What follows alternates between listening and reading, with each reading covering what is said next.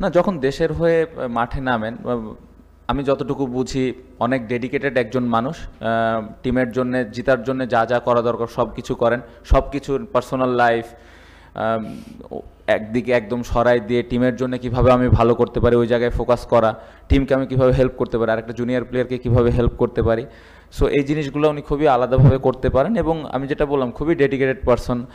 এরকম একটা অবস্থাতে থাকার পরে এরকম একটা পারফরমেন্স করা, টিমে এরকমভাবে ইনপুট দেওয়া, স্পেশালি বোলিংয়ে, আউটস্ট্যান্ডিং। আমার মনে হয় যে তার কাছ থেকে আমরা এরকমই আশা করি এবং তার কাছ থেকে সামনের ম্যাচেও এর থেকে ভালো কিছু আশা করছি।